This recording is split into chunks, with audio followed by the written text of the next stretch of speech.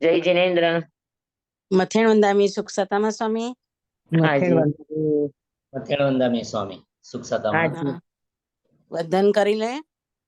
હા, કરી લ્યો. વિકૃતો પયાહિણમ પયાહિણમ વંદામી ન મનસામી સકામી સમ્માનેમી કલ્યાણં મંગલમ દેવ્યમ વંદામી. હાજી. વિકૃતો પયાહિણમ પયાહિણમ વંદામી ન મનસામી સકારે સમ્માને કલ્યાણં મંગલમ દેવ્યમ ત્રણ વંદામી. હાજી. પયાહિણમ વંદામિ નમસ્કામિ મંગલમ દેવ્યમ કેવ્યમ પજ્વાસ્વામી. મથેણ વંદામી સ્વામી. હાજી.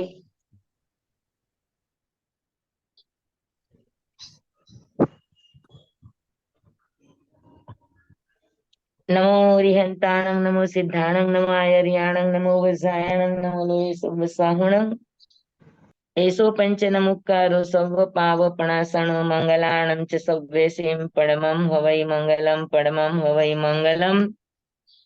ઓમ નમો નાનસ ઓમ નમો સુયસ ઓમ નમો સુય દેવિયાય ઓમ નમો વાયણારિયસ ઓમ નમો બંભીએ લિવિયે.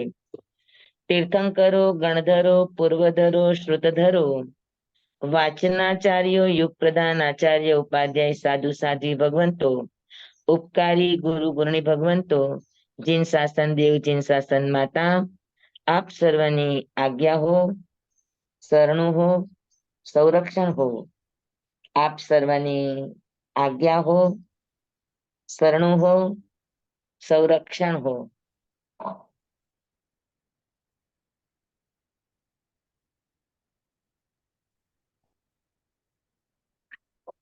ચાલો, બધાને જય જિનેન્દ્ર.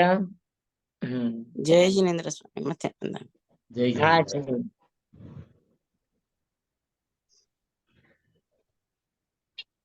એક જ મિનિટ લઉં છું. ચાલો, ગુણસ્થાનમાં આપણે કેટલા ગુણસ્થાન થયા?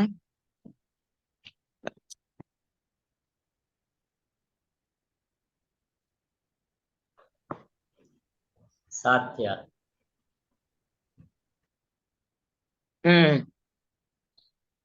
7 ગુણસ્થાન ને 8મું ગુણસ્થાન પણ આપણે શરૂ કર્યું હતું. હાજી. નિવૃત્તિ બાદર ગુણસ્થાન. એનું બીજું નામ છે અપૂર્વકરણ. ત્યાં જીવ શ્રેણીની શરૂઆત કરે. આપણે આ બધું કર્યું હતું ને મારા ખ્યાલથી. હાજી 8મું ગુણ. 8મું પણ થઈ ગયું હશે. બરાબર. અપૂર્વકરણ 5 પ્રકારના અપૂર્વકરણ થાય ચારિત્ર મોહનીયનું. પેલા ગુણસ્થાનકમાં દર્શન મોહનીયનું અપૂર્વકરણ થાય એટલે 5 અપૂર્વ વસ્તુ થાય. અહીંયા આગળ 8મા ગુણસ્થાનકની અંદર ચારિત્ર મોહનીય પ્રકૃતિનું અપૂર્વકરણ થાય કે પેલા કોઈ દિવસ માંડી નથી એવી શ્રેણીની શરૂઆત કરે. અને એ શ્રેણીની શરૂઆત કરે એટલે ચારિત્ર મોહનીય કર્મની પ્રકૃતિમાં સ્થિતિઘાત, રસઘાત, અપૂર્વ સ્થિતિબંધ, ગુણ શ્રેણી ને ગુણ સંક્રમણ, ચારિત્ર મોહનીય કર્મની પ્રકૃતિમાં 5 પ્રકારના અપૂર્વ ભાવો આવે.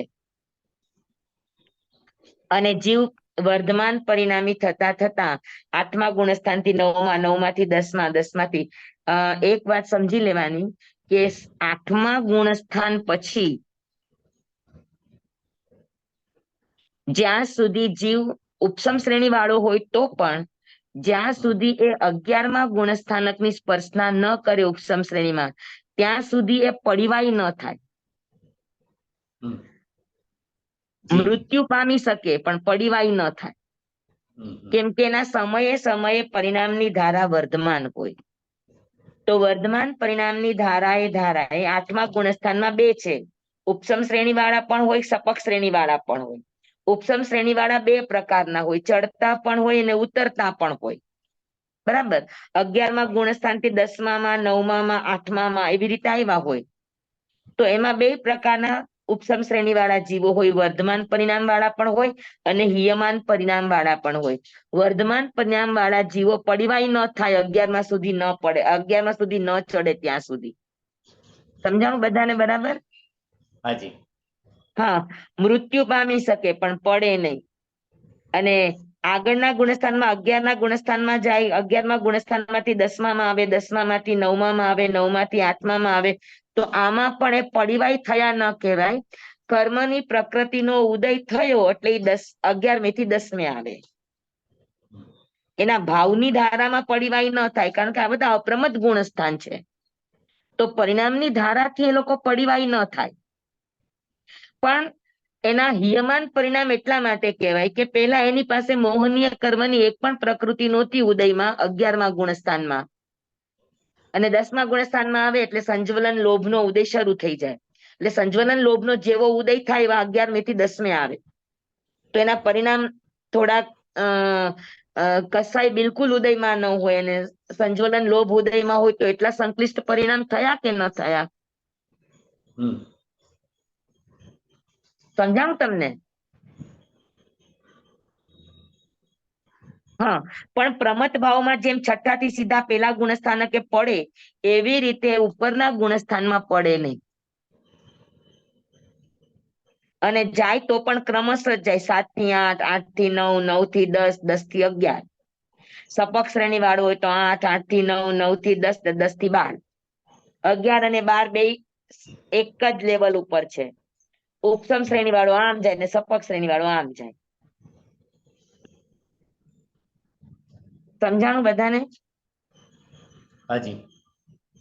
હા, તો 8મા ગુણસ્થાનની અંદર શ્રેણી માંડે અને શ્રેણી માંડી અને બે શ્રેણી માંડે, ઉપસમ શ્રેણી. અને મેં 3 વાત કરી હતી કે 7મા ગુણસ્થાનકના છેલ્લા સમયની અંદર જેને સયોક્ષમ સંકિત છે, ઉપસમ અને ક્ષાયક છે એની માટે સવાલ નથી.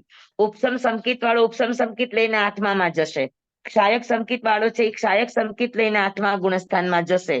પણ જેનું સંકિત સયોક્ષમ છે તો સયોક્ષમ સંકિત 7 ગુણસ્થાન સુધી જ હોય. હવે એને 8મામાં જવું છે તો એને સંકિત ચેન્જ કરવું પડે, બદલવું પડે. તો સયોક્ષમ સંકિતનો આખરી સમય ત્યાર પછી યા તો એ ઉપસમ સંકિતમાં જશે યા તો એક શપકમાં જશે. બેમાંથી એક સંકિતમાં જશે, કાંઈ સહાયક સંકિતમાં જશે ને કાંઈ ઉપસમ સંકિતમાં જશે. તો ઈ સયોક્ષમ સંકિતના છેલ્લા સમયનું જે વેદન છે કે હવે એનું સંકિત ચેન્જ થવાનું છે એટલે એની પરિણામની ધારામાં પણ શુદ્ધતા આવવા માંડી હોય. તો એ છેલ્લા સમયનું સયોક્ષમ સંકિતનું જે વેદન છે એ વેદનને વેદક સમ્યક્ત્વ કહેવાય.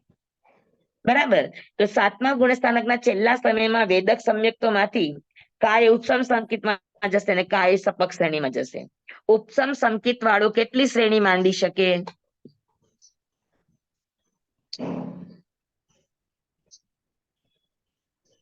સાતમા ગુણસ્થાનમાં જેનું ઉપસમ સંકિત છે અને 8મામાં પણ એ ઉપસમ સંકિત લઈને આવ્યો છે તો એ કઈ શ્રેણી માંડી શકશે? ઉપસમ જ આવે. ઉપસમ જ માનશે. 7મા ગુણસ્થાનકમાં કોઈ સહાયક સંકિતી છે અને 8મામાં પણ એ સહાયક સંકિતી જ રહેશે. ઈ કઈ શ્રેણી માનશે?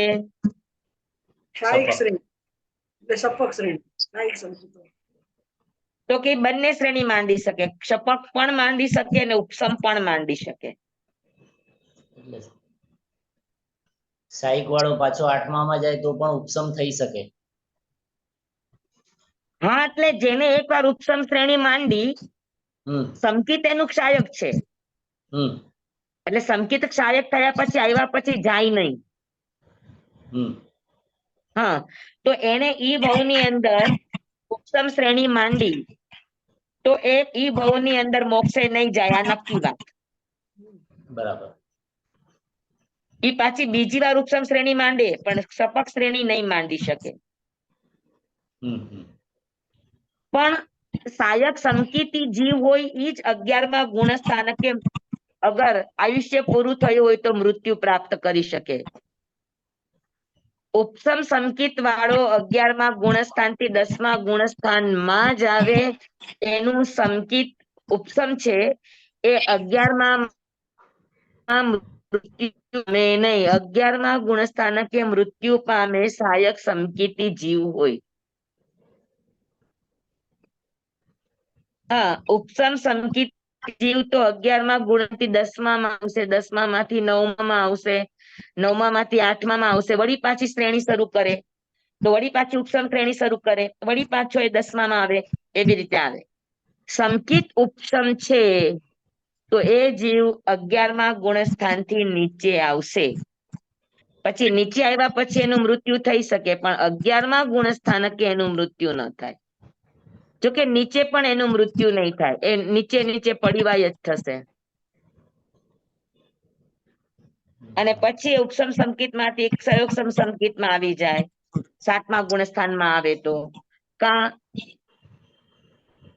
હા, ઉપસમ સંકિત માંથી એ પડીવાય પણ થઈ જાય.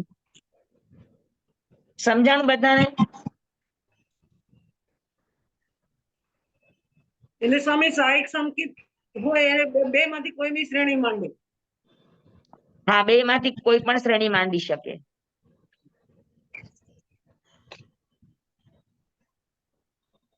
ઉપસમ પણ માંડી શકે અને ક્ષપક પણ માંડી શકે.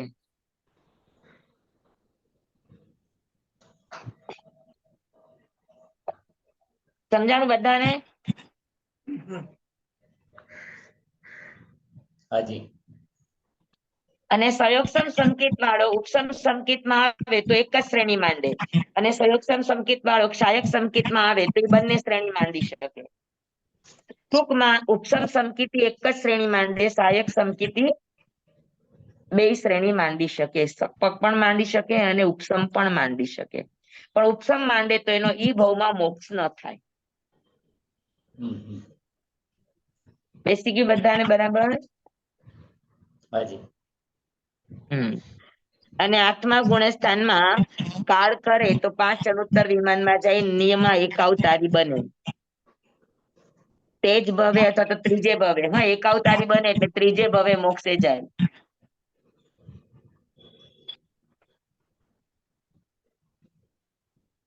કોનો અવાજ આવે ચાલુ છે? અવાજ આવતો હોય પ્લીઝ જરાક પોતાનું માઇક મ્યુટ કરી દેજો. હા, હવે 9મું ગુણસ્થાન. 8મા ગુણસ્થાનમાં કોઈને કઈ પૂછવું છે કે સમજાઈ ગયું?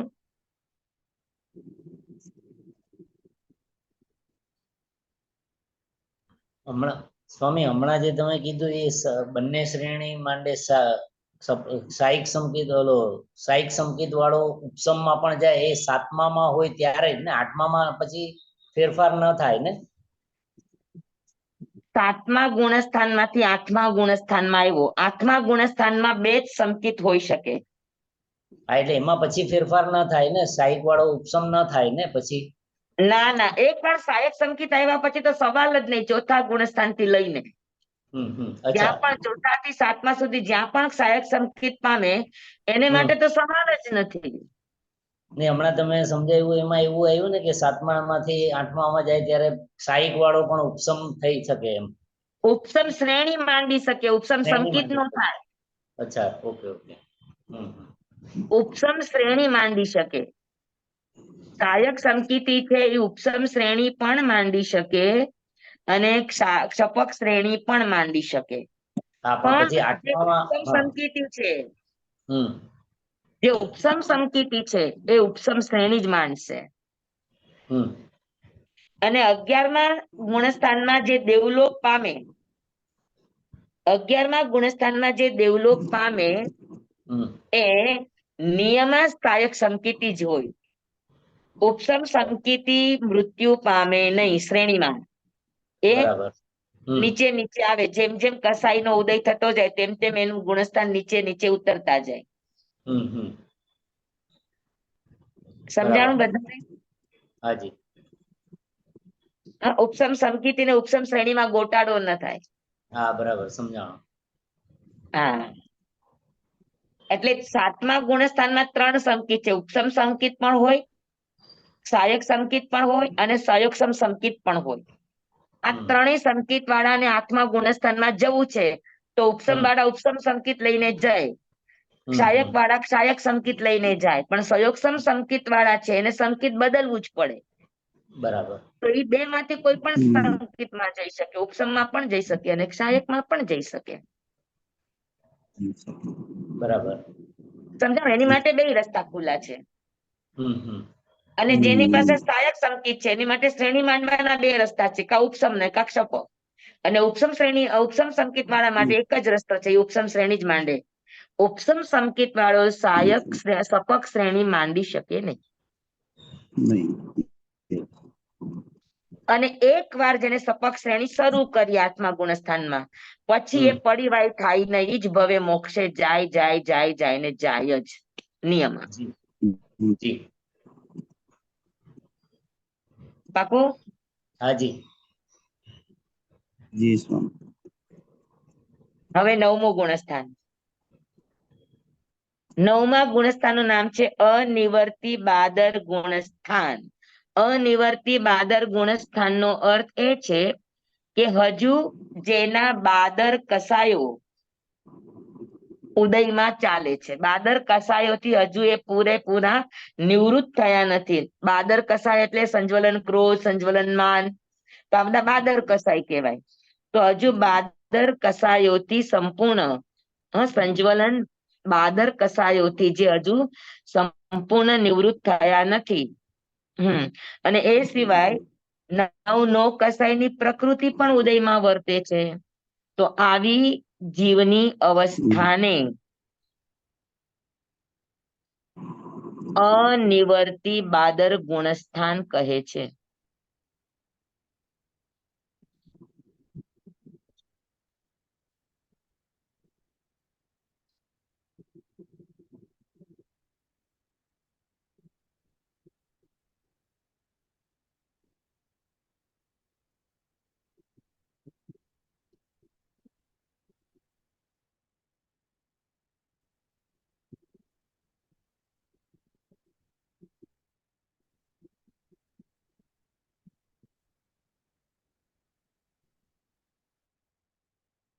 એક જ મિનિટ.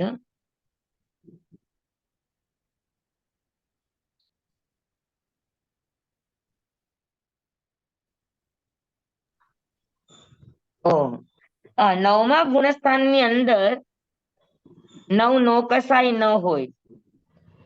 હાસ્ય, રતિ, અરતિ, ભય, શોક, દુર્ગંધા, સ્ત્રી વેદ, પુરુષ વેદ, નપુંસક વેદ.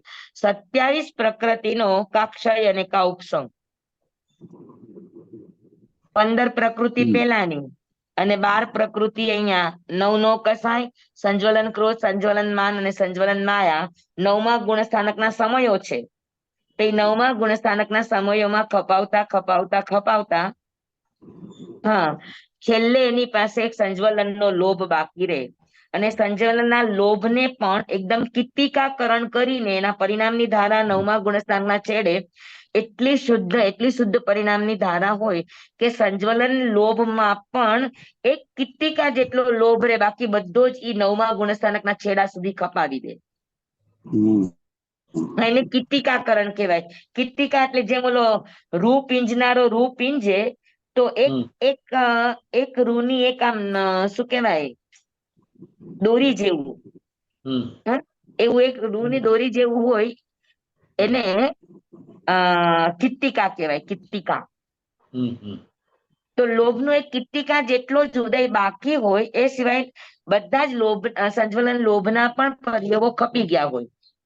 એટલે મોહનીય કર્મની 27 પ્રકૃતિ ઉપરાંતમાં સંજ્વલન લોભનું કિત્તિકાકરણ કરે 9મા ગુણસ્થાનકના છેડે. તો 27 પ્રકૃતિનો ઉદય ન હોય 9મા ગુણસ્થાનકના છેલ્લે એવી પરિણામની ધારાને અનિવર્તી બાદર ગુણસ્થાન કહે છે. એક અર્થા પણ હજુ એનો સંજ્વલન લોભ બાકી છે. બરાબર છે. અને બીજો અર્થ થાય અનિવર્તી એટલે અભેદ. સમ સમયવર્તી જીવોની પરિણામની ધારા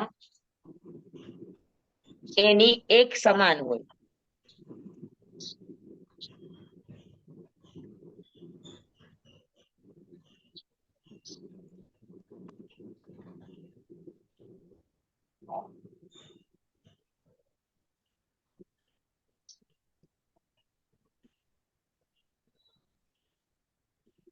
જુઓ,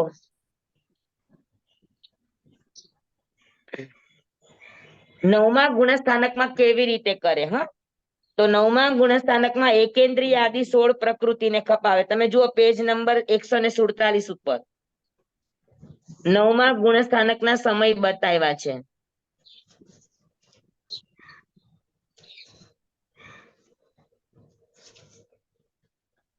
દસ સમય બતાવ્યા છે.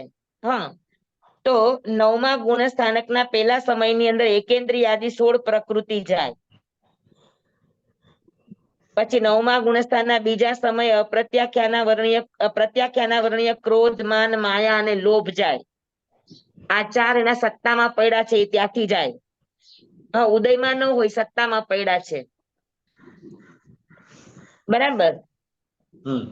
પછી અપ્રત્યાખ્યાની ક્રોધ, માન, માયા, લોભ નવમે ગુણસ્થાનકના ત્રીજા સમયમાં જાય. ચોથા સમયની અંદર નપુંસક વેદ જાય. નીચેના તો ગયા છે, ઉપરાંતમાં નપુંસક વેદ જાય. પછી સ્ત્રી વેદ જાય. પછી હાસ્ય, રતિ, અરતિ, ભય, શોક, દુર્ગંછા એ 6 જાય. પછી પુરુષ વેદ જાય. પછી સંજ્વલન ક્રોધ જાય. પછી સંજ્વલન માન જાય. અને નવમા ગુણસ્થાનકના 10મા છેલ્લા સમયની અંદર સંજ્વલન માયા જાય. અને લોભનું કીર્તિકાકરણ થાય. એટલે અહીંયા આગળ તમારે આ ચોપડીમાં જે વ્યાખ્યા આપી છે ને એ ખોટી વ્યાખ્યા છે. નવમા ગુણસ્થાનકના છેડે બધી પ્રકૃતિઓ જાય છે. હા, નવમા ગુણસ્થાનકના પેલા સમયે તો 12 પ્રકૃતિનો ઉદય હોય. હા, નવ કસાય, સંજ્વલન ક્રોધ, માન, માયા, લોભ આ બધાનો ઉદય હોય. સંજ્વલન માયાનો ઉદય નવમા ગુણસ્થાનકના છેલ્લા સમય સુધી હોય. માનનો દ્વિચરમ એટલે છેલ્લાથી આગલા સમય સુધી હોય. સમજાણું બરાબર બધાને? હાજી. અને છેલ્લે 10મા સમયની અંદર માયા જાય સંજ્વલનની. અને છેલ્લા સમયે લોભનું કીર્તિકાકરણ થાય. અને પછી કીર્તિકા જેટલો લોભ રે એટલે 12મા ગુણસ્થાનક સંજ્વલન લોભ રે.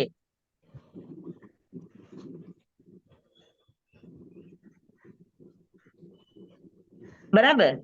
અને 12મા ગુણસ્થાનકના છેલ્લા સમયમાં સંજ્વલન લોભને ખપાવે.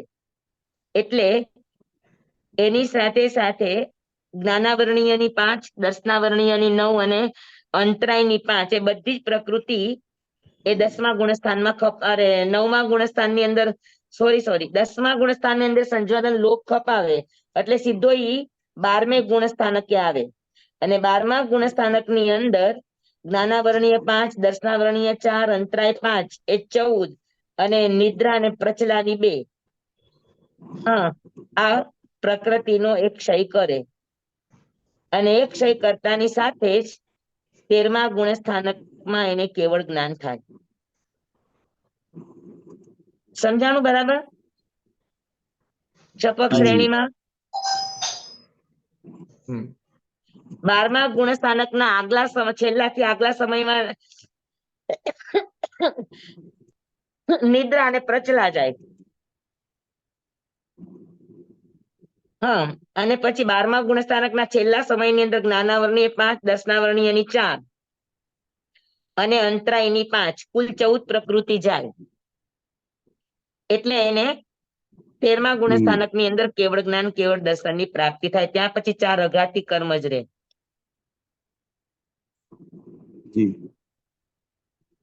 અને 14મા ગુણસ્થાનની અંદર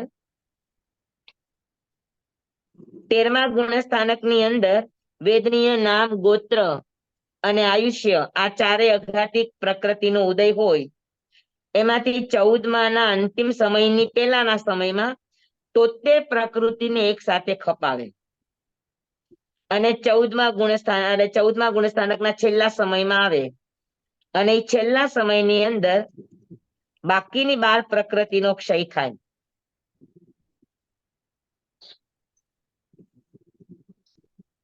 હા, અને ત્યાંથી એ સિદ્ધ થાય.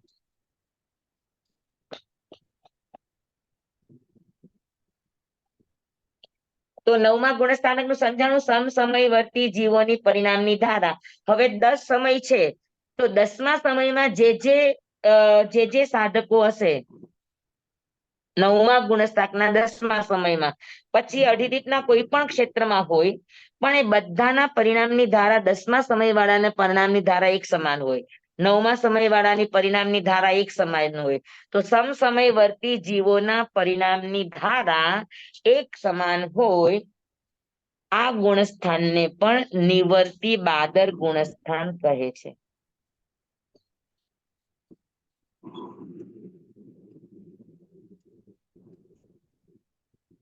ગુણ જીવ અજીવાદી 9 તત્વ દ્રવ્યથી, ક્ષેત્રથી, કાળથી, ભાવથી, નવકાશથી થી 6 માસ સુધીનું તપ કરે, નિર્વિકાર, અમાયી, વિષય નિર્વાંછાપણે, અનાસક્તપણે જાણે, શ્રદ્ધે, પ્રરૂપે અને શક્તિ પ્રમાણે પાલન કરે. ફળ આ ગુણસ્થાનમાં એક ભવમાં જગન્ય 1 વાર આવે, ઉત્કૃષ્ટ 4 વાર આવે. 9મું ગુણસ્થાન જગન્ય 1 વાર આવે એક ભવમાં, અને ઉત્કૃષ્ટ 4 વાર આવે ઉપસમ શ્રેણીની અપેક્ષાએ, અને ઘણા ભવ આશ્રી જગન્ય 2 વાર આવે, ઉત્કૃષ્ટ 9 વાર આવે. આ જીવ જગન્ય તે જ ભવે, ઉત્કૃષ્ટ ત્રીજે ભવે એટલે એકાવતારી 8મા ગુણસ્થાનની જેમ અનુત્તર વિમાનમાં ઉત્પન્ન થાય અને ત્રીજે ભવે મોક્ષે જાય. સમજાય ગયું બધાને 9મું ગુણસ્થાન? કર્મ પ્રકૃતિ બરાબર સમજાઈ ગઈ? ક્યાં કેમ જાય? હા, તમારામાં ચાર્ટ જ છે.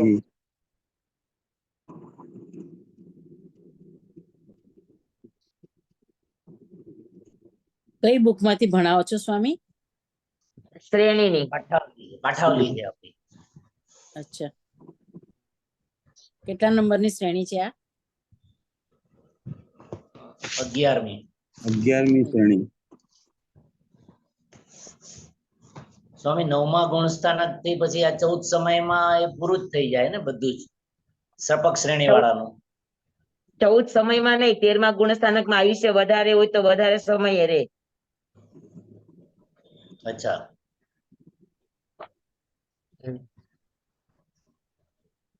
14 સમય રે જેવું જરૂરી નહીં. હા હા, બરાબર. 13મા રહીએ બધા. 13માં એ દેશ ગુણા ક્રોડ પૂર્વ સુધી રહી શકે, જો આયુષ્ય હોય તો. બરાબર. નહીતર અંતમ મુહૂર્તમાં પણ 13મા ગુણસ્થાનમાંથી સીધા 13મા ગુણસ્થાનકના છેડે એ યોગ નિરુંધન ક્રિયા કરે, સંસારની છેલ્લી ક્રિયા, જેને શૈલેષીકરણ ક્રિયા કહેવામાં આવે, એ 13મા ગુણસ્થાનકના છેડે કરે. અને એની પહેલા કોઈ પણ કેવડીના અઘાતી કર્મમાં આયુષ્ય કર્મ અંત મુહૂર્ત નું હોય ને શેષ 3 કર્મ ક્રોડાક્રોડી સાગરોપમના હોય, નામ ગોત્ર, નામ અને ગોત્ર 2 કર્મ એના ક્રોડાક્રોડી સાગરોપમ જેટલા સત્તામાં પડ્યા હોય. હવે આયુષ્ય અંત મુહૂર્ત નું છે, તો એ સમયે શું કરશે? તો કે 13મા ગુણસ્થાનકના છેલ્લા અંત મુહૂર્તમાં એ કેવડી સમુદ્ઘાત કરશે. કેવડી સમુદ્ઘાત કર્યા પછી એ પાઢિયારી વસ્તુ જે કંઈ પણ દેવાની લેવાની વિધિ વિધાન જે પણ છે એ પૂરા કરે, અને એ પૂરા કર્યા પછી છેલ્લે એ શૈલેષીકરણ ક્રિયા કરશે. એને ઘન પાડવાની ક્રિયા પણ કહેવાય, એને શૈલેષીકરણની ક્રિયા પણ કહેવાય. શૈલેષીકરણની ક્રિયાનો અર્થ એ છે કે મન વચન કાયાના યોગોને રોકે. હા, સૌથી પહેલા સ્થૂળ યોગોને રોકે, પછી સૂક્ષ્મ યોગોને રોકે. હા, સ્થૂળ ની અંદર સ્થૂળ મનોયોગ, સ્થૂળ વચન યોગ, સ્થૂળ કાય યોગ, સ્થૂળ શ્વાસોશ્વાસ. હા, પછી સૂક્ષ્મ મનોયોગ, સૂક્ષ્મ વચન યોગ, સૂક્ષ્મ કાય યોગ અને સૂક્ષ્મ આનાપાન શ્વાસ. આમ ક્રમશઃ 4 સ્થૂળ અને પછી 4 સૂક્ષ્મ, એક પછી એક પછી એક પછી છોડતા છોડતા છેલ્લે એ સૂક્ષ્મ શ્વાસોશ્વાસને પણ છોડે.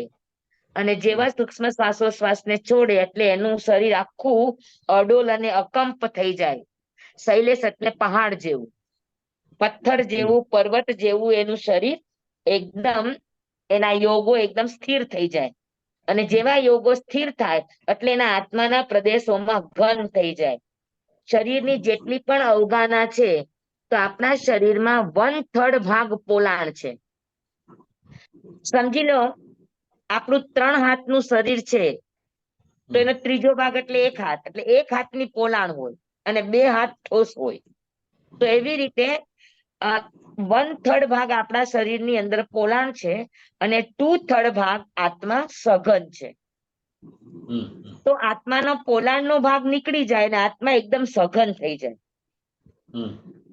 એટલે એની 1/3 અવગાના આત્માની ઓછી થઈ જાય, શરીરની નહીં. આત્માના પ્રદેશોની અવગાના એની ઘન થઈ જાય. એટલે આપણે કાન, આંખ, નાક, શરીર આવા બધા તમને સિદ્ધ ક્ષેત્રમાં આકાર દેખાય છે, એવા કોઈ આકાર હોય નહીં. આમ સીધે સીધો જ આમ ઘન પડે. અવગાના લાંબી હોય તો લાંબો, અવગાના ટૂંકી હોય તો ટૂંકો, પણ આવી રીતે આમ ચોરસ ટાઈપ જ પડે. તો એ બધું 13મા ગુણસ્થાનકના છેલ્લે થાય અને જેવો આત્મા ઘન થઈ ગયો એટલે સીધો એનો 14મા ગુણસ્થાનની અંદર પ્રવેશ થાય. અને 14મા ગુણસ્થાનકમાં પ્રવેશે ત્યારે એના અઘાતી 4 કર્મ બાકી છે એ હવે 73 પ્રકૃતિ છે ને સ્થિબુકકરણ કહેવાય. આટલી બધી પ્રકૃતિ હોય નહીં, પણ છેલ્લે છેલ્લે કોઈ કોઈ પ્રકૃતિ રહી ગઈ હોય. હવે ક્રોડાક્રોડી સાગરોપમની ન હોય, ઓછી સ્થિતિની હોય. સમુદ્ઘાતમાં તો ક્રોડાક્રોડી સાગરોપમની હોય તો સમુદ્ઘાત કરે. પણ સ્થિતિ સમજી લો કે અંતમુહૂર્તની હોય કે 6 મહિનાની હોય, અંતમુહૂર્ત કરતા વધારે હોય છેલ્લે, તો એ સમયે એ 14મા ગુણસ્થાનકના છેલ્લા સમયથી આગલા સમયમાં 73 પ્રકૃતિનું સ્થિબુકીકરણ કરે. સ્થિબુક એટલે પરપોટો. હા, તો જેમ પરપોટા હોય એમ એ પ્રકૃતિ પરપોટા જેવો આખો જથ્થો છે, એ આખા જથ્થાને એક સાથે કપાવી દે 73 પ્રકૃતિને. એને સ્થિબુકીકરણ કહેવાય, સ્થિબુકકરણ. સ્થિબુક એટલે પરપોટો. સમજાણું? અને 14મા છેલ્લા સમયે શેષ 4 અઘાતી કર્મને ખપાવી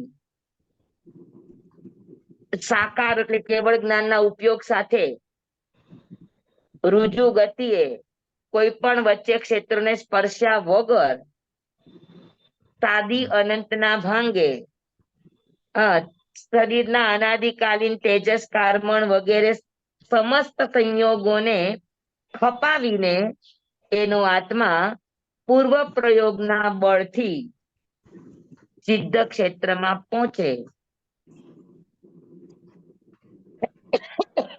સિદ્ધ ક્ષેત્રમાં પહોંચે એને નિર્વાણ કહેવાય. સમજાણું બધું બરાબર?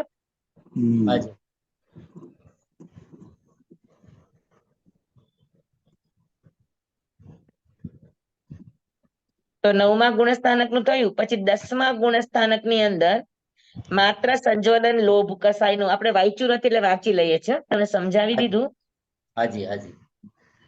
જેમાં માત્ર સંજ્વલન લોભ કસાયનો સૂક્ષ્મ ઉદય હોય છે, વિપાકોદય, તેને સૂક્ષ્મ સંપ્રાય ગુણસ્થાન કહે છે. જ્યાં સૂક્ષ્મ થોડી પાતળી સંપ્રાય એટલે કસાયની ક્રિયા રહી છે તેને સૂક્ષ્મ સંપ્રાય ગુણસ્થાન કહે છે. સંજ્વલન લોભ સિવાયની મોહનીય કર્મની 27 પ્રકૃતિનો કા ક્ષય થયો હોય ને કા ઉપશમ થયેલ હોય. ગુણ 9 તત્વના જાણે, 6 માસ આદિ તપ કરે, નિરાભિલાષી અવેદકપણે જાણે, શ્રદ્ધે પ્રરૂપે અને શક્તિ પ્રમાણે પાલન કરે. એક ભવમાં જગન્ય 1 વાર આવે, ઉત્કૃષ્ટ 4 વાર આવે. 8મા 9મા ગુણસ્થાનની જેમ જ ઉપસમ શ્રેણીની અપેક્ષાએ ઘણા ભવમાં જગન્ય 2 વાર, ઉત્કૃષ્ટ 9 વાર આવે.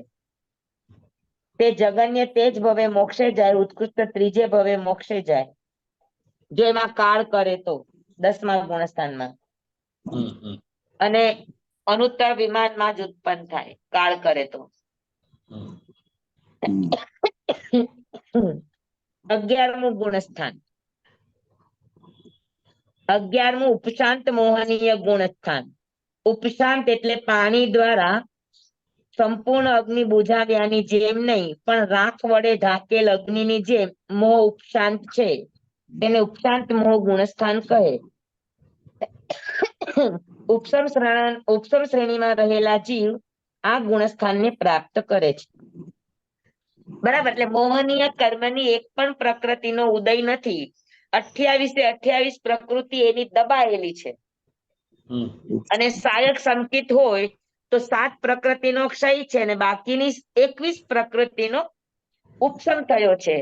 બરાબર, તો જીવની આવી પરિણામની ધારાને, વિતરાગી પરિણામની ધારાને ઉપશાંત મોહનીય ગુણસ્થાન કહે છે. વિતરાગી છે પણ હજુ કેવળ જ્ઞાન નથી થયું, એટલે કહેવાય એને છદ્મસ્થ.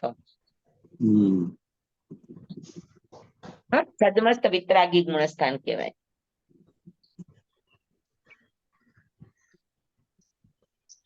અગિયારમા ગુણસ્થાનકમાં સપક શ્રેણી વાળા આવતા નથી. આ ગુણસ્થાનના પ્રથમ સમયે સંજ્વલન લોભનો ઉપશમ કરે, તેથી મોહનીયની સર્વ 28 પ્રકૃતિનો ઉપશમ હોય, તેથી ઉપશાંત મોહનીય ગુણસ્થાન કહેવાય. 12મા ગુણસ્થાનકની સ્થિતિ પૂરી થતા 10મે ગુણસ્થાનકે આવે. 11મે થી ચડવું નથી. 10મે ગુણસ્થાને પહેલા જ સમયે સંજ્વલન લોભનો ઉદય થાય. જેવો સંજ્વલનનો લોભનો ઉદય થાય એટલે 11મે થી 10મે જીવ આવે. એક ભાવમાં એક વાર ઉત્કૃષ્ટ 2 વાર આવે, ઘણા ભાવ આશ્રી 2 વાર અને 4 વાર આવે. તે જીવ ઉત્કૃષ્ટ ત્રીજે ભવે મોક્ષે જાય. હવે અહીંયા આગળ ઘણા ભાવ આશ્રી 9 વાર નથી કીધું, ઉપસમ શ્રેણી છે એટલે, નિયમ ઉપસમ શ્રેણી છે એટલે. બાકીના 8મા 9મા ગુણસ્થાન 10મા ગુણસ્થાનક ની અંદર સપક શ્રેણી વાળા પણ હોય. બરાબર. 11મા ગુણસ્થાનકે ઘણા ભાવ આશ્રી પણ 4 વાર જ આવે.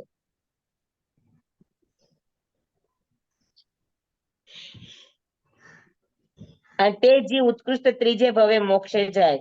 આ ગુણસ્થાનકે જો કાળ કરે તો 5 અનુત્તર વિમાન ના ઉપજે. 12મું ક્ષીણ મોહનીય ગુણસ્થાનનું લક્ષણ.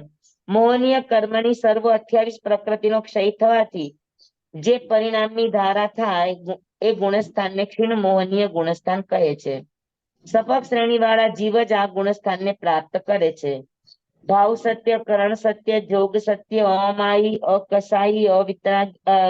અકસાયી, વિતરાગી, ભાવ નિર્ગ્રંથ, સંપૂર્ણ ભાવિતાત્મા, મહાતપસ્વી, મહાસુશીલ, મહાજ્ઞાની, મહાધ્યાની, વર્ધમાન પરિણામી, અપરિવાયપણે અંત મુહૂર્ત રહે.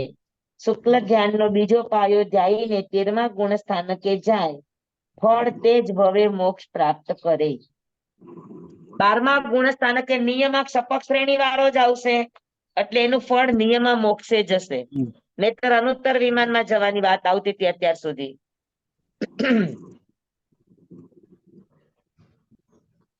આ ગુણસ્થાનકે જીવ કાળ કરતો નથી.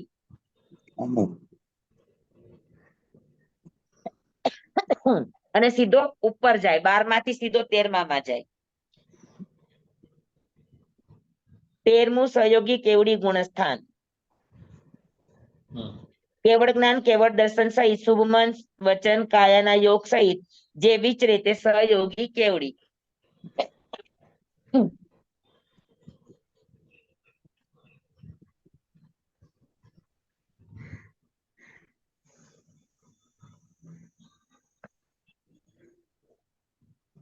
તેરમાના પ્રથમ સમયે આ છે ને, આ લોકો બહુ ખોટું લખે. 13માના પહેલા સમયે જ્ઞાનાવરણીય, 9 દર્શનાવરણીય, 5 અંતરાય આ પ્રકૃતિનો ક્ષય કરતા કેવળ જ્ઞાન, કેવળ દર્શન પ્રગટે. 13મામાં નહીં, 12માના અંતે આ પ્રકૃતિ ખપે, એટલે ખપતાની સાથે 13મા ગુણસ્થાન એનું પ્રગટ થાય. કેવળ જ્ઞાન, કેવળ દર્શન એટલે 13મામાં આવે. લખવાની પદ્ધતિ થોડીક અલગ છે. બરાબર.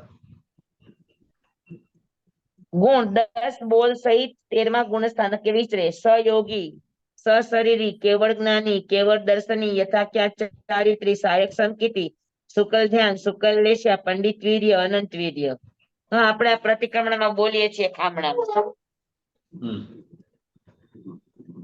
જગન્ય અંતમુહૂર્ત ઉત્કૃષ્ટ દેશ ગુણા ક્રોડ પૂર્વ સુધી 13મા ગુણ સ્થાનમાં રહે.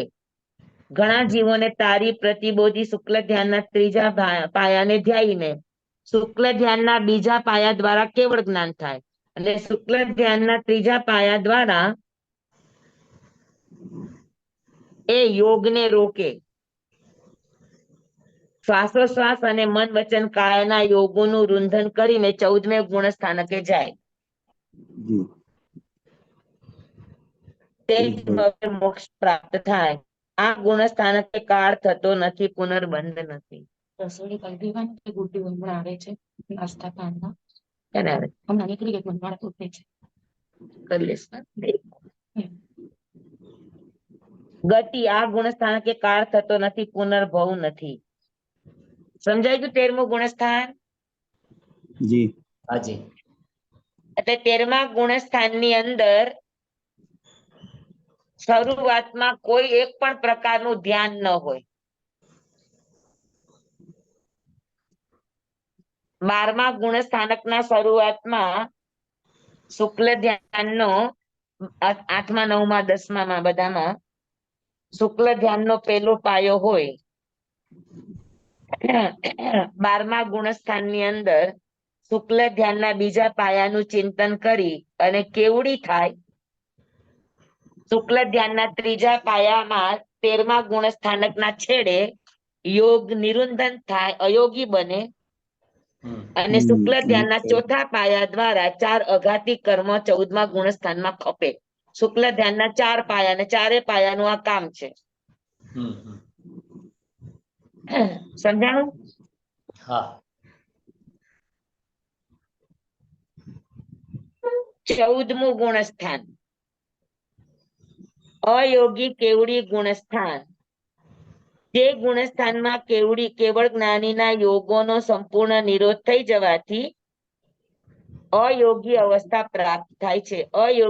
તેને અયોગી કેવડી ગુણસ્થાન કહે છે. મન વચન કાયાના બધા જ તમામ યોગો શ્વાસોશ્વાસ આ બધું જ એકદમ સ્થિર થઈ ગયું છે.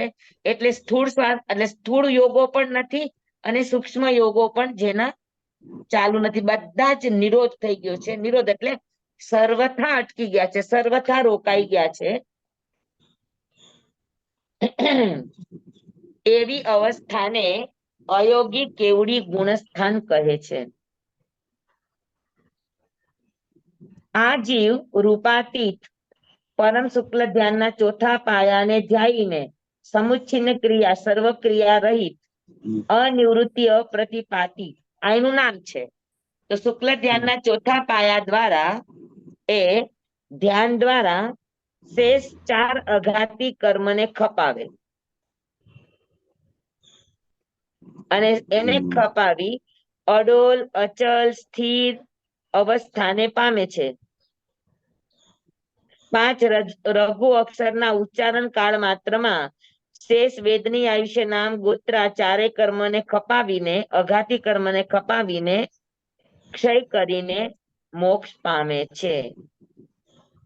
ઔદારિક અને તેજસ શરીર એનું અહીંયા છૂટી જાય છેલ્લે અને એ અનાદિકાલીન તેજસ અને કારણ શરીર છૂટવાના કારણે એની ગતિમાં વેગ આવે, આત્માની ગતિમાં, અને સીધો સડસડાટ એ વેગથી ત્યાં પહોંચી જાય.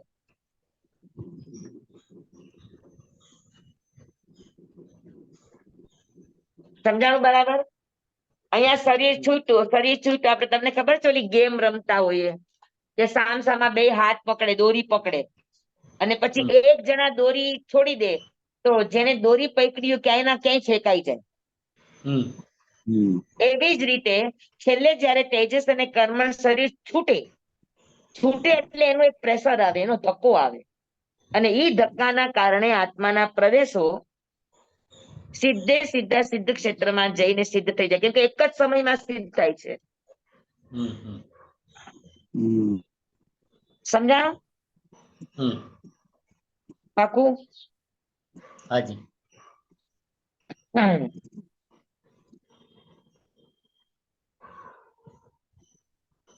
ઔદારિક તેજસ કાર્મણ શરીર સર્વતા છોડીને સમશ્રેણીએ રુજુ ગતિએ અન્ય આકાશ પ્રદેશને ન અવગાતો ન સ્પર્શતો એક સમય માત્રમાં ઉર્ધ્વ ગતિ અવિગ્રહ ગતિએ મોક્ષમાં જાય છે. એક સમયની જેની પણ ગતિ હોય એ કોઈ પણ ક્ષેત્રને સ્પર્શે નહીં. હમ હમ સમજાણું? જી.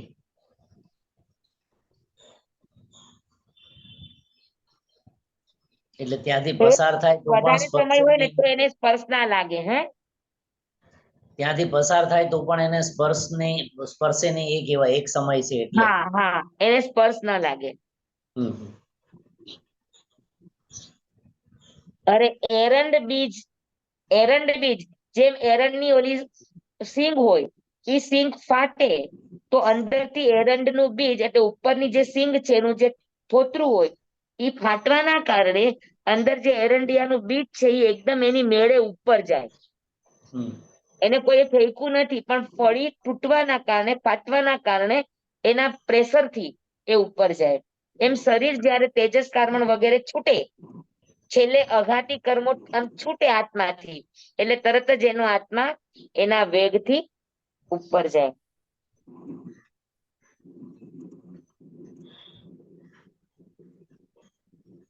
એરંડ બીજ બંધન મુક્તવત નિર્લેપ તુંબીવત કોદંડ મુક્ત બાણવત. કોદંડ મુક્ત, કોદંડ એટલે ધનુષ્ય. હમ ધનુષ્યમાંથી પ્રત્યંજા ખેંચીને બાણ છોડ્યું, પછી કોદંડ એટલે ધનુષ્ય તો હાથમાં છે, પણ એ જે છોડવાનું પ્રેશર હતું એનાથી બાણ સીધું ક્યાંનું ક્યાં પહોંચે. તો વચ્ચે કોઈ એને ગતિ નથી આપતું, પણ હમ પૂર્વ છોડનારના પ્રેશરથી ઈ કેટલા પ્રેશરથી છોડે છે એ પ્રમાણે બાણ ગતિ કરે. એને કહેવાય કોદંડ મુક્ત બાણવત. એટલે હમ ધનુષ્યથી છૂટેલા બાણની જેમ. હમ અથવા તો નિર્લેપ તુંબડી ઉપર માટીના લેપ કર્યા હોય અને જેમ એક એક માટીનું લેપ છૂટતું જાય, એમ એમ કરતા કરતા 8 લેપ જ્યારે છૂટી જાય ત્યારે તુંબડી એની મેળે જ ઉપર આવે, એને ઉપર કોઈ લાવે નહીં. તેવી રીતે સર્વકર્મના લેપથી મુક્ત થવાને કારણે આત્મા સીધે સીધો ઉર્ધ્વ જાય. ઉર્ધ્વ ગતિએ સમશ્રેણીએ અફુસ્માન એટલે કોઈને પણ સ્પર્શ્યા વગર સાકાર ઉપયોગે સાદી અનંતના ભાંગે સ્થિત થાય.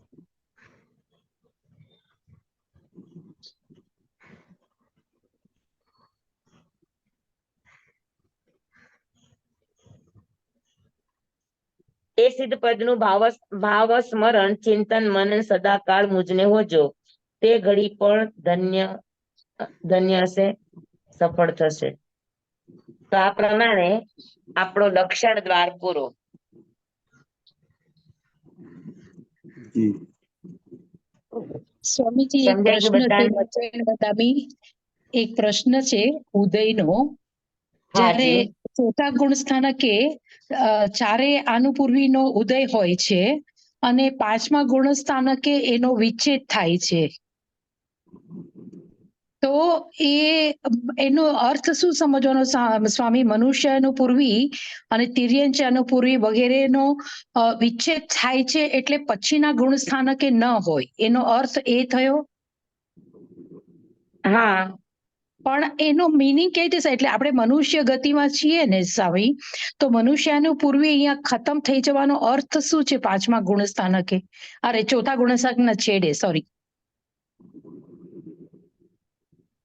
પાંચમા ગુણ સ્થાનકે એને અનુપૂર્વીની જરૂર ક્યારે પડે?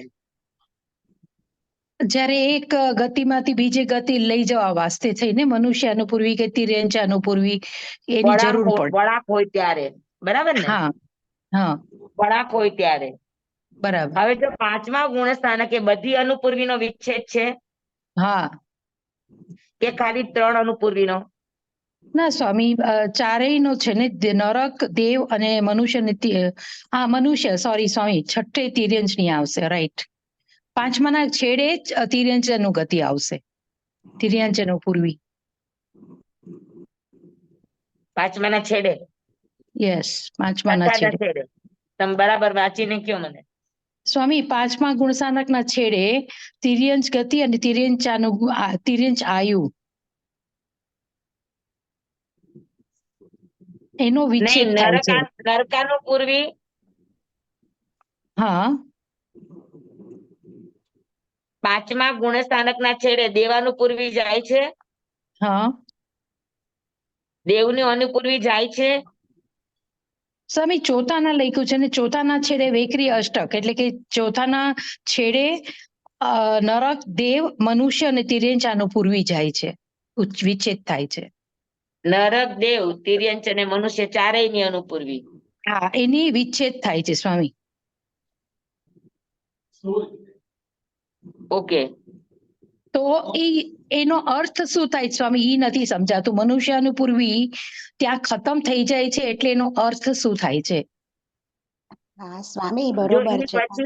ઈ પછી પાંચમે, શ્રાવક છઠ્ઠે, સાતમે, આઠમે, હા. નવમે, દસમે કે 11મે, હા, આ બધા ગુણસ્થાનોમાં મૃત્યુ તો પામે છે, અને હા. મૃત્યુ પામીને વૈમાનિક દેવમાં જાય છે. ઓકે. તો દેવાનું પૂર્વી જોઈએ કે ન જોઈએ સ્વામી? હું ઈ જ કઉ છું. હા. તો એનો અત્યારે અર્થ એ થાય છે, ગુણસ્થાનકમાં. અગર એનો બંધ વિચ્છેદ છે પણ ઉદય વિચ્છેદ છે. હા સ્વામી, ઉદય વિચ્છેદ થયો છે ચોથા ગુણસ્થાનકના છેડે. ઓકે. તો ચોથા ગુણસ્થાનકના છેડે અગર એનો ઉદય વિચ્છેદ ગયો છે, તો એનો અર્થ એ થાય કે પાંચમા ગુણસ્થાન પછીના ગુણસ્થાનકોમાં મૃત્યુ પામનાર સાધક વિગ્રહ ગતિએ જતો નથી, એટલે એને વળાંક હોય નહીં, એ રુજુ હા. ગતિએ જ જાય. અચ્છા, અચ્છા, અચ્છા, અને અચ્છા. રુજુ એટલે આ ગતિએ જાય પૂર્વીનો એટલે અર્થ એને ઈ છે, વળાંકની જરૂર પડે નહીં. વળાંકની જરૂર નથી. હા. સ્વામી, સ્વામી, હા. એમને થેન્ક યુ કારણ સ્વામી, કે સરસ શ્રાવક સમજાવ્યું. કે સાધુ હવે ખબર પડી કે કોઈ આ પૂર્વીનો અર્થ શું છે, વળાંક લેવો. નહીં, ઈ આ શબ્દ અમે રેખાબેન શું ભૂલી કહી ગયા રહ્યા હતા. છે? સ્વામી હા, એવી રીતે છે કે આનું પૂર્વે ખાલી પહેલા, બીજા અને ચોથા ગુણસ્થાનકે જોઈએ ને, જીવ જ્યારે એક હા, ગતિમાંથી હા, બીજી 4 ગતિમાં ગુણસ્થાન, જાય યસ. ત્યારે પેલો વાંકે લેતા પેલો હોય. બીજો ને હા. ચોથો, ત્રીજામાં નથી હોતું. પછી રાઈટ. શ્રાવક, હા, પછી ત્રીજામાં એટલે નથી કે ઈ ગુણસ્થાનકમાં કોઈ જીવ મૃત્યુ નથી હા, અમર પામતો. ગુણસ્થાનક છે. અને હમ. હા, અને પાંચમા ગુણસ્થાનકમાં શ્રાવક કે છઠ્ઠા ગુણસ્થાનકમાં સાધુ કે આગળ કોઈ ગુણસ્થાનકમાં એ મૃત્યુ પામે, પણ મૃત્યુ પામે તો એ ચોથે ગુણસ્થાનકે આવી જાય ને. એટલે પાંચમા ગુણસ્થાનકમાંથી ક્યાંય આગળ આનું પૂર્વી એક પણ નથી લેવાની એમ. આનું પૂર્વી તો સ્વામીએ સમજાવ્યું એમ વાટે વહેતા જ હોય ને જીવને, એટલે હા, પહેલા, હા, બીજા કે હા. ચોથા જ ગુણસ્થાનકે હોય. પછી ચોથાથી એક પણ આગળના ગુણસ્થાનકે આનું પૂર્વીનો ઉદય છે જ નહીં, કે બંધ હશે, ઉદય નથી.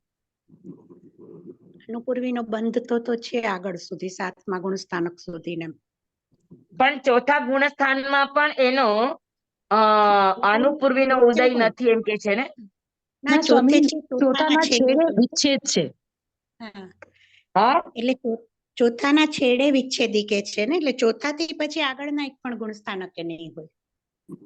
ચોથા ગુણસ્થાનકે તો છે, એક જ છે. અચ્છા, ચોથા ગુણસ્થાનકે છે ઉદયમાં, ચોથા ગુણસ્થાનકે એનો વિચ્છેદ જાય છે. હા, છેડે વિચ્છેદ થાય છે એનો. છેડે. Okay, okay, okay. પણ સ્વામી, મારો મેઇન પોઈન્ટ હતો ને, ઈ સમજાઈ ગયો કે વળાંક નથી લેતો, પછી વિગ્રહ ગતિએ જાય, આઈ મીન રુજુ ગતિએ જાય કે વિગ્રહ ગતિએ જાય, ઈ અર્થ છે ને આનો સ્વામી, આનું પૂર્વીનો. હા, પણ હવે જેમ રેખાબેને કીધું એ વાત પણ બરાબર, મારો ઉપયોગ ત્યારે નહોતો લાગ્યો કે હા, પાંચમા ગુણસ્થાનકે, છઠ્ઠા ગુણસ્થાનકે, 11મા ગુણસ્થાનકે હા. એ મૃત્યુ પામે છે, તો ચોથે આવે. પણ મૃત્યુ પામ્યા પછી જ્યારે વાટે વેતા હોય ત્યારે 5 થી 11 માંથી કોઈ ગુણસ્થાન હોતું નથી. નથી. હા, કેમ કે ચોથે 5 આવે. થી 11 ગુણસ્થાન છે, ભવ પૂરતું જ હોય, ભવ પૂરો થાય એટલે ઈ પૂરું થઈ જાય. હા, હા. હા, તો વાટે વેતા પછી એની પાસે પહેલું, બીજું ને ચોથું ગુણસ્થાનક ચોથું જ રે. હોય. રાઈટ, તો રાઈટ. ચોથા ગુણસ્થાનમાં અનુપૂર્વી છે. હા, તો સ્વામી હવે એવો અર્થ થયો ને કે નરકનું આયુ બાંધ્યું હોય તો એ પેલે ગુણસ્થાનકે પહોંચી જાય. હા, સ્વામી નરકનું આયુષ્ય બાંધ્યું હોય ના હા. ના એવું નથી સમજવાનું. નરકનું હા. આયુષ્ય બાંધ્યું હોય તો સમકિત લઈને નરકમાં જવાય છે ને. હા તો પેલું બીજું ને ચોથું કોઈ પણ હોઈ શકે. બીજું ન હોય કારણ કે હા, સાતમા ધામ પેલું સમકિત બીજું ને ચોથું કોઈ પણ 3 માંથી એક વાટે વેતા જીવને હોય. હા પણ એ પર્ટિક્યુલર નરક કે છે ને તો નરકમાં શાશ્વતદાન નહીં આવે કારણ કે ઉપસમ સમકિત થી પડીને જીવ મૃત્યુ પામે ને તે નરકમાં ઉત્પન્ન નથી થતો. એટલે ક્ષાયિક સમકિત લઈને જીવ નરકમાં જઈ શકે છે અને ક્ષયોક્ષમ સમકિતી હોય તો એ મિથ્યાત્વમાં આવીને એટલે થોડા એટલે નરક માટે તમે પર્ટિક્યુલર કહેશો ને તો પેલું ને ચોથું જ આવશે. બાકી બરાબર તિર્યન શાશ્વતદાન અને સંકેત ક્યાંય નહીં આવે. પણ મેં તમને ઉપર કીધું કે અપ્રમદ ભાવોમાં હા 8મા ગુણસ્થાનમાં કે ક્યાંય પણ મૃત્યુ પામે છે એ સહાયક સમકિતી જ છે. કારણ કે જો ઉપસમ સમકિતી વાળો મૃત્યુ પામે હા તો એ સંકિત ક્યાં બદલે? કેમ કે દેવલોકની અંદર આવે છે તો ત્યાં આગળ તો સંકિત બદલશે ક્યાં? ચોથે ગુણસ્થાનકે. કેમ કે ચોથે ગુણસ્થાનકે તો જાય છે, ચોથે ગુણસ્થાનકે કયું સંકિત લઈને જશે? છેક સહાયક સંકિત અને ઉપસમ સંકિત વાળો, તો ઉપસમ સંકિત બદલશે ક્યારે? કેમ કે ત્યાં 2 સંકિત છે, સહાયક અને સયોક્ષમ. હા તો 8મા 9મા 10મા કે 11મા ગુણસ્થાનની અંદર ઉપસમ સંકિતી જીવ, અરે હા. સોરી, ઉપસમ ઉપસમ આમ સમજવા માટે કે ઉપસમ હા સંકિતી જીવ અગર મૃત્યુ પામશે તો એ હા સંકિત બદલશે ક્યાં આગળ? વાટે વેતા તો સંકિત બદલતો નથી ચોથામાં અને સ્વામી. છેલ્લા સમય સુધી એને ઉપસમ સંકિત છે હા તો સંકિત બદલશે નહીં. અનુત્તર વિમાનની અંદર 2 સંકિત છે, સહાયક અને સયોક્ષમ. હા તો એનાથી સાબિત થાય છે કે ઉપસમ સંકિત વાળો જીવ મૃત્યુ પામતો નથી ઉપરના અચ્છા. ગુણસ્થાનકો. હા ઉપરમાં નથી પાડતો સ્વામી, પડે ને પડવાય પછી જ તો એ મૃત્યુ પામશે ને સ્વામી. નહીં, 9 8 ગુણસ્થાન સુધી 8 ગુણસ્થાન સુધી એ મૃત્યુ પામે હા એ સહાયક સમકિતી જીવ જ હોય, ઉપસમ સમકિતી બરાબર. જીવ નહીં. હા ઉપરના ગુણસ્થાનક એક ક્ષાયિક સંકેત લઈને જાય છે, પણ ઉપશમ હા. હોતો તો પાછો ઈ દેવલોકમાં જ જાત ને ત્યાંથી. બરાબર.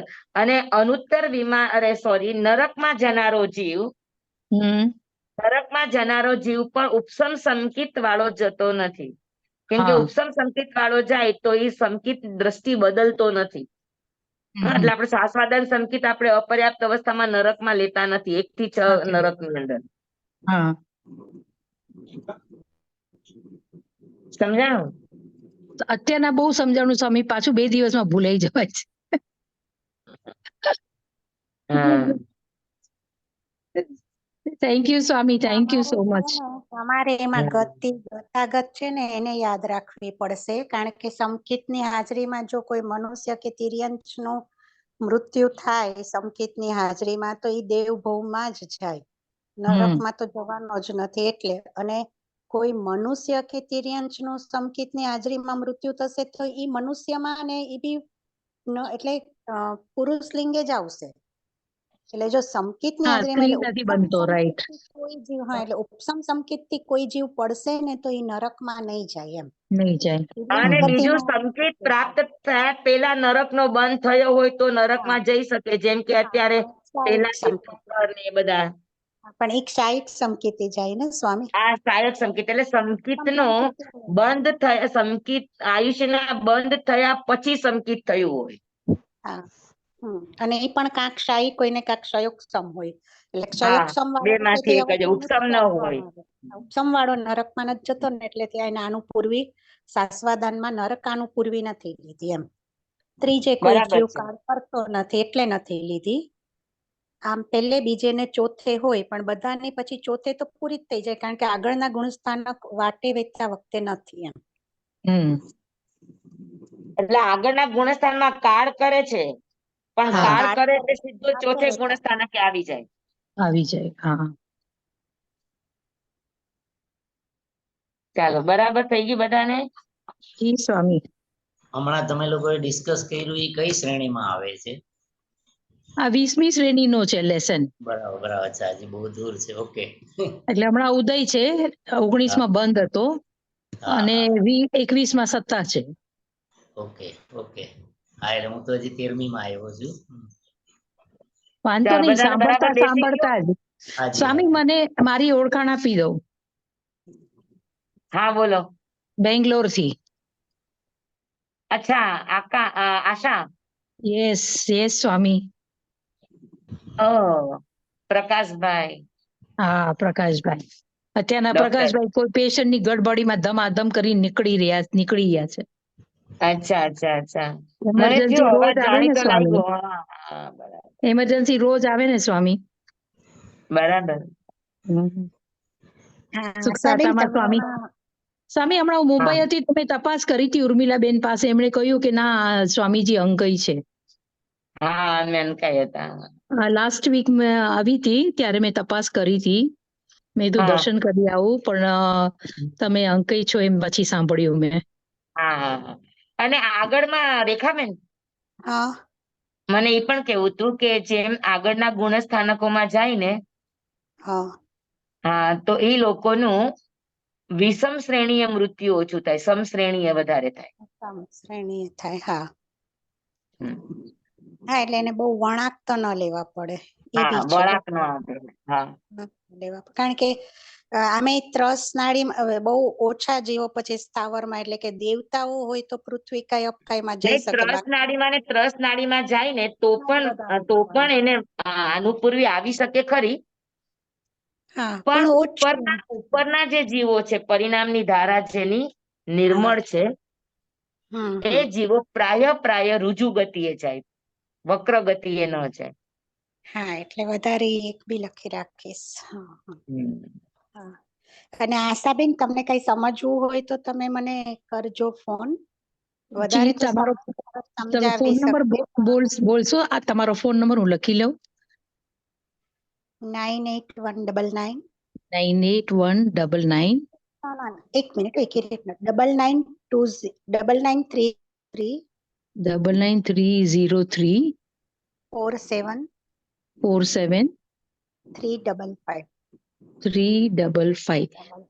ફરીથી એકવાર બોલો, હું ચેકઅપ કરી લઉં. હા, 9930347355. હા. ખૂબ કારણ ખૂબ કે ધન્યવાદ. ખૂબ મેં છે ને ગયા ધન્યવાદ વર્ષે સ્વામી. જ આપી છે આની એક્ઝામ, એટલા માટે. જી જી જી જી, બહુ જરૂર પડે જ્યારે ભણીએ ને ત્યારે એટલા બધા પ્રશ્નો ઊભા થાય ને. હા, પણ હું બી આવી રીતે સ્વામી ને બેન ને પૂછતા પૂછતા જ શીખી છું. મને કઈ જાતે સ્વામી હવે અમને નથી ભણાવતા, પણ સારું થયું સ્વામી ઓનલાઈન આવી ગયા. હા, અહીંયા સ્વામી અહીંયા હતા ત્યારે હું ઘણી વખત ગુણસ્થાનક માટે નાના તેના માટે ને ખૂબ ગયા છે સ્વામી પાસે, ને એવી રીતે જ કર્યું છે ને એવી રીતે જ શીખાય. એટલે ઉપકાર સ્વામીનો જ છે.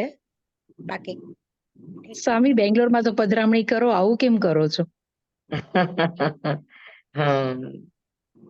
પધરામણી કરો સ્વામી, બહુ ટાઈમ થઈ ગયો, લાંબો ટાઈમ થઈ ગયો, બહુ જ ટાઈમ થઈ હા, ગયો. પણ હવે બેંગ્લોર અમે મેક્સિમમ રહ્યા છીએ, એટલે હવે આ બાજુ રહીએ છીએ. ના, પણ હવે બહુ થઈ ગયું, બહુ લાંબો ટાઈમ, બહુ ગેપ ના સારો કહેવાય. પધારો સ્વામી. અવસરની વાત છે. કિરણ એ કહેતી હતી સ્વામીને આપણે લઈ આવવાના છે. એનો તો કાયમ સમાચાર આવે કે ક્યારે આવો છો, ક્યારે આવો છો, પણ હવે એ બાજુ આવવાના જોગ હમણાં તો ક્યાંય દેખાતા નથી. સ્વામી, જો સાઉથમાં આવશો ને તો 4 ક્ષેત્રો, તો હૈદરાબાદ, મદ્રાસ અને બેંગ્લોર તો એકદમ વ્યવસ્થિત જ છે. કોચીન પણ ખૂબ ભાવિક લોકો રહે છે ત્યાં આગળ પણ. મારાથી સાઉથ ક્યાં જવાનું છે? આજ તો સ્વામી, એટલે જ યાદ કરાવું છું સ્વામી. તમે હમણાં તો જો તમારે તો ત્યાં જાઓ ત્યાં લીલા લહેર છે. અત્યારના આટલા લોકોને જોડેલા જોઈને, આટલા લોકોની સાથે તમે સંકળાયેલા. આ આગમનો ક્લાસ કયો કે થોકડાનો ક્લાસ કયો, બધામાં હું જોઈ રહી છું. હા, પણ હવે સાઉથમાં આવીએ તો અમને રાજસ્થાની પણ ન છોડે, એટલે અમારે ચોમાસા ઘણા બધા થઈ જાય. એટલે તો સારું ને સ્વામી, બધાને લાભ મળે. હવે અહીંયા બસ સાધના કરીએ થોડી ઘણી, જેટલું બચ્યું છે એટલું. આઈ નો. મથેન વંદામી સ્વામી, ખૂબ ખૂબ ધન્યવાદ. રેખાબેન, તમને કોન્ટેક્ટ કરીશ હું પછી. જય જિનેન્દ્ર. હા, પણ મારામાં જે આવ્યું છે બધું બધા સાધ્વી પાસેથી ને એ તો ગુરુ દેવગુરુનો ઉપકાર હોય તો જ આપણને મળે આ બધું. તરત આવી જાય અને તો છે કહી ને દો, કોઈ વાર બોલાવી સયોક્ષમ દેજો. સયોગ ભલે તમે અમારી પાસે શીખાવો પણ સયોક્ષમ જ્ઞાનની આ જ વિચિત્રતા હોય કે ક્યારેક ઉપયોગ લાગે, ક્યારેક ઉપયોગ ન પણ લાગે, ઉપયોગમાંથી છટકી જાય. હા તો આવું બને. કેમ કે ક્લાસમાં છદ્મસ્ત છે સમજાવે ને એટલે સ્વામી, સયોક્ષમ મંડળમાં થોડું ભાવમાં ઘણું કરાવીએ અમે સયોક્ષમ લોકો. ભાવમાં આવે. હા હા, ના, પણ સ્વામી, આમાં જો તમારા અત્યારના તમારી પાસે પાસેથી ધુરંધરો કંઈક છે, નવું જાણવા આ મળે. રેખાબેન જો જેવા બધા ધુરંધરો છે તમારી પાસે તો. આજે તમે હા કીધું ને કે જો વધારે સમ શ્રેણીએ ગતિ કરે, આવું બધું કંઈક ને કંઈક તમારા પાસેથી નવું ને નવું જ હા હા, જાણવા નવું મળે, દરરોજ એ નવું મળે. એના પર વિચાર આપણે કરીએ થોડો ઘણો એમ. હમ. જેમ મોક્ષે જાય તો કેમ સમ શ્રેણીએ જ જાય, વિષમ શ્રેણીએ ન જાય. હા તો ઈ અપ્રમત્ત એક ભાવોને આ અનુભવ એક તો અસર સ્વામી, હોય. મને કેટલી બધી વાર લાગી હતી કે એક સમયે પછી કાયમ મનમાં બેસાડું કે 9 ને 1 સેકન્ડે અહીંયા જીવ કાળ કરે તો 9 ને બીજી જ સેકન્ડે ત્યાં પહોંચી જાય. એવી રીતે 9 ને 1 સમય તો બીજો સમય, રસ્તામાં એક પણ સમય નો લે. એવું તો કેટલી વાર વિચાર્યું ત્યારે હવે મગજમાં બેઠું કે હા ભાઈ. લાંબુ ગમે એટલું જવાનું હોય, સમ શ્રેણી હોય તો એક જ સમય લાગે. લોકાંત એટલે થી ઉપરના, લોકાંત પણ જાય પણ સમ શ્રેણીએ જાય તો એક જ સમય લે. પણ સ્વામી ઈ તો હવે 14મા ગુણસ્થાને કે થાય ને પોસિબલ. ના ના ના એક ના, એવું નથી. સમય પેલા ગુણસ્થાનક કઈ સમ શ્રેણીએ જાય. અચ્છા, ઓહો. પણ ઈ એક સમય એટલે હું ઈ રસ્તામાં સમજતી હતી કે જેમ મેં હમણાં તમને કીધું ને કે 9 ને 1 સેકન્ડે અહીંયાથી મૃત્યુ થાય તો બીજી હા સેકન્ડ રસ્તામાં ને ત્રીજી સેકન્ડે પહોંચે. પેલા એવી માન્યતા અને એવી રીતે આખું પિક્ચર ડ્રો કરીને ને આમ તેમ રાખ્યું. પછી ક્યારેક પાછું તમારામાં સાંભળ્યું આ તે ત્યારે ખબર પડી કે એક પણ સમય નહીં, અહીંયા 1 સેકન્ડ તો બીજી સેકન્ડે તો ત્યાં જે ઉત્પન્ન થઈ જ ગયો. એવી એ રીતે જ આપણે સમયે, સેકન્ડ જે વચ્ચે સમયે સમય કાળ નહીં. કર્યો એ જ સમયે ત્યાં પહોંચી જાય, બીજો સમય જ નથી. એક જ સમય. સ્વામી આપને સાતા હોય તો પેલા ગુણસ્થાનક કે સમ શ્રેણી તમે કઈ રીતે કીધું સ્વામી? અમે તો કોઈ દી સમ શ્રેણી એટલે વિચાર્યું જ નથી. સાંભળ બેટા, સમ શ્રેણી એટલે રુજુ ગતિ. હા, પણ રુજુગતિ એ મિથ્યાત્વના ભાવમાં એવા હા ગુણસ્થાનક થાય એ ને, પહોંચે. જો મિથ્યાત્વના ભાવમાં પણ અપૂર્વકરણ છે, એવા સારા ભાવો છે. મિથ્યાત્વ ગુણસ્થાન એવું ન હોય કે ખરાબ જ ભાવ હોય. તો મિથ્યાત્વ જેને સ્વામી ગુણસ્થાનમાં પણ શ્રાવકની જેટલી વ્યાખ્યા સમજ્યા ને તો ઓલવેઝ અમે એમ સમજીએ કે નામ પૂરતું આપણે શ્રાવક છીએ, દેખાવમાં તો હજી મિથ્યાત્વી જ છીએ. અને સ્વામી એમાં એક હકીકત છે. જ ઉદાહરણ હું તો યાદ રાખું કે ભાઈ મહાવીર સ્વામી, બીજા બધાનું યાદ રહે કે ન રે, મહાવીર સ્વામી નૈસાર સુતારમાં પ્રથમ બહુ તો ત્યારે એ મિથ્યાત્વી જ હતા ને પછી એનામાં સંકેત આવ્યું. તો અન્ય હમ ગતિમાં બી તો આ વસ્તુ થઈ શકે છે, અન્ય ધર્મમાં બી આ થઈ શકે છે ને. હા હા જૈન ધર્મ આ કહીએ અત્યારે ને આ તે, પણ પેલાના જમાનામાં જૈન કે આવી રીતે સુતાર, રાજા, ક્ષત્રિય ઈ જ બધાને તો થતું હતું ને. તો ત્યારે એ મિથ્યાત્વમાં જ હતા ને ત્યારે બી મૃત્યુ તો પામતા જ હોય ને. જો હવે આ 14 રાજલોકમાં ગમે ત્યાં હોય પણ મિથ્યાત્વી જીવ છે. હા હા, તો મિથ્યાત્વી જીવ અહીંયા આગળ છે નીચે જો, અને અહીંયા બરાબર સમ શ્રેણી અહીંયા આગળ એ ત્રીછા લોકમાં ઉત્પન્ન થાય છે રુજુ ગતિએ. હા, તો અહીંયાથી સીધે સીધો ઈ જશે ને, વળાંક નહીં આવે. અચ્છા અચ્છા, હા હા આને સમ શ્રેણી કહેવાય. આમ સીધે હા સીધો જાય ઈ શ્રમ શ્રેણી કહેવાય, તેને રુજુ ગતિ કહેવાય. હા તો જેટલા રુજુ ભાવ વધારે એટલી રુજુ ગતિ થાય, જેટલા વક્ર ભાવ વધારે એટલા વક્ર ગતિએ જાય. પછી વળાંક આવે, વધુમાં હા વધુ 4 સમય. નિષ્કુટ થી નિષ્કુટ જવાનું હોય તો 4 સમય લે, નહીતર વધુમાં વધુ 2 કે 3 સમયે જીવ ઉત્પન્ન થઈ જ જાય.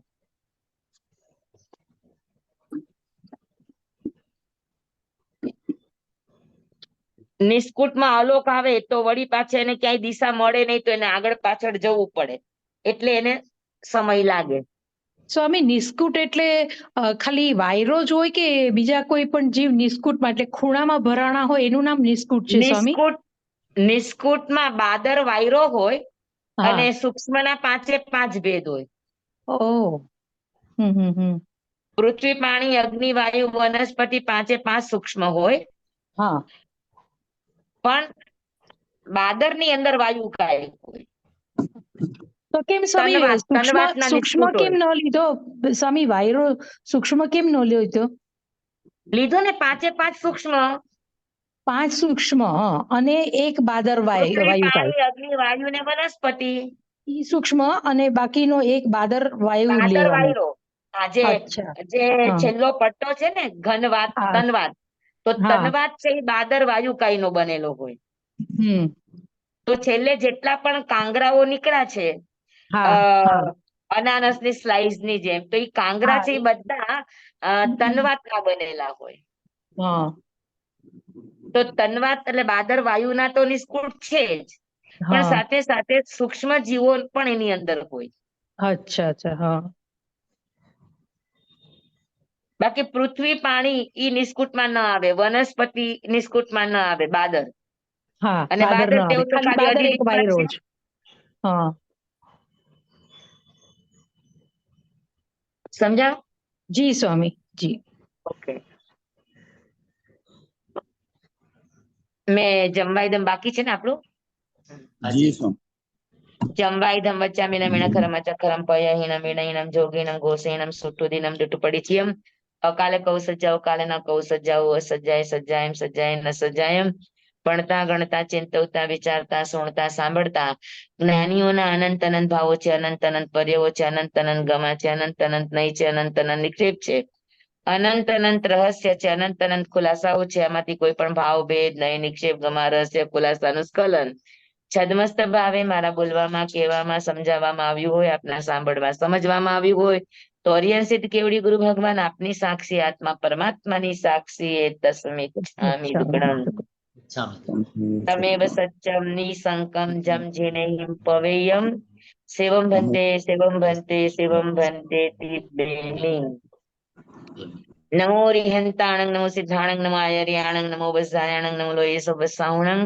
ગુરુદેવની આજ્ઞા શ્રી શ્રી ચતારી મંગલમ અરિહંતા મંગલમ સિદ્ધા મંગલમ સાહુ મંગલમ કેવલી પનત્તો ધમો મંગલમ ચતારી લોગુતમા અરિહંતા લોગુતમા સિદ્ધા લોગુતમા સાહુ લોગુતમા કેવલી પનત્તો ધમો લોગુતમો ચતારી શરણં પવજ્જામિ અરિહંતે શરણં પવજ્જામિ સિદ્ધે શરણં પવજ્જામિ સાહુ શરણં પવજ્જામિ કેવલી પનત્તં ધમ્મં શરણં પવજ્જામિ. 4 શરણા 4 મંગલ 4 ઉત્તમ કરે જે નર ભવસાગરમાં ન બુડે તે સકલ કર્મનો આણે અંત મોક્ષ તણા સુખ લહે અનંત ભાવ ધરીને જે ગુણ ગાય તે જીવ તરીને મોક્ષે જાય સંસારમાં ઈશ્વરના 4 અવર શરણ નહીં કોઈ જે નર નારી આદરે અક્ષય વિચલ પદવી હોય અંગૂઠે અમૃત વસે લબ્ધિ તણા ભંડાર શ્રી ગુરુ ગૌતમ સ્વામીજી ભગવાનને સમરીએ તો સદાય મન વાંચિત ફલદાતા, સદાય મન વાંચિત ફલદાતા.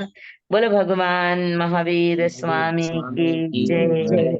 પૂજ્ય ગુરુદેવ કી જય. આપ બધાના જિજ્ઞાસા ભાવને, જ્ઞાન ભાવને મારા વંદન છે. ધન્યવાદ છે.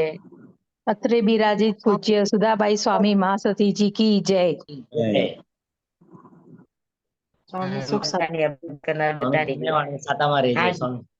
હાજી. સાતામાં રહેજો સ્વામી. જય જીનેન્દ્ર. મને તો ગુણસ્થાન સરસ સમજાણું, જાણવા મળ્યું ઘણું બધું.